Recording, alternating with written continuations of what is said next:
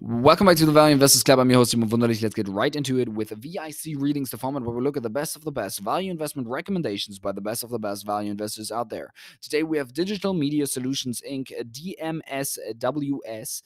Price at the point of filing is 20 cents. Please do your own diligence before investing into anything. This is not a recommendation, not advice. And please write down below if you invested or will invest into the company, why or why not. Description: DMS warrants currently trade at 20 cents with upside to 75 cents if the non-binding LOI received ultimately results in a transaction. We posted a similar trade back in June on GTYHW.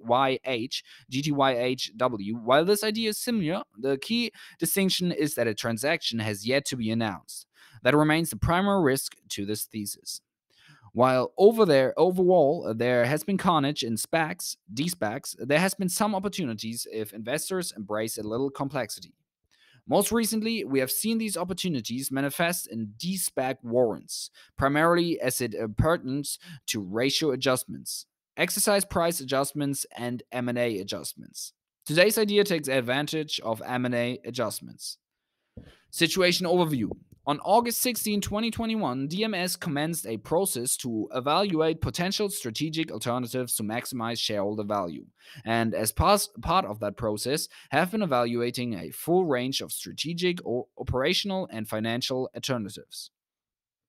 On September 8, 2022, the board of directors received an offer from Prism Data, LLC, an investment vehicle affiliated with CEO Joseph Marinucci and COO Fernando Borghese to acquire the company for $2.50 per share.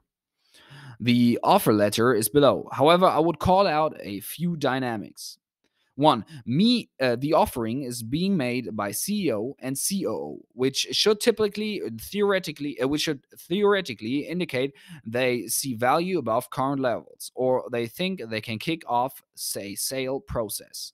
Number two, it is clear that management is attempting to convince the other large investors to roll into this take private. They specifically call out Clearvest Group and Lion Capital. Number three, assuming the participation of other significant stockholders, cash outlay is expected to be 35 to 40 million. And number four, B. Riley has provided a highly confident letter to raise up to 50 million. Shares are trading at $1.18 prior to the offer. They quickly traded up to $2.22 before declining to $1.70. Warrants were trading at 9 cents prior to offer, increasing to 46 cents, and currently traded 20 cents. Pursuant to warrant agreement, Section 4.5. In the case of a cash acquisition, the warrants will be valued at Black-Scholes. The agreement goes on to spell out the key assumptions.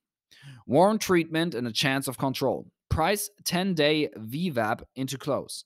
Volatility, 90-day volatility obtained from HVT function on Bloomberg, determined the day prior to announcement. We'll use the current for now. Risk-free interest rate shall correspond to the U.S. Treasury rate equal to the remaining term of the warrant. Note, the SPAC transaction closed on 7/15/20 and the warrants have a 5-year life. We assume the transaction closes on 31st, 2023, which implies 837 days remaining, which you can see in the valuation calculation below. Risks. No deal is ultimately consummated. Potential to hedge some of this risk by shorting common. Decreases to the 90-day volatility. Volatility is a key input to the Black-Scholes model, and elevated volatility is one reason why the warrants upside is so compelling.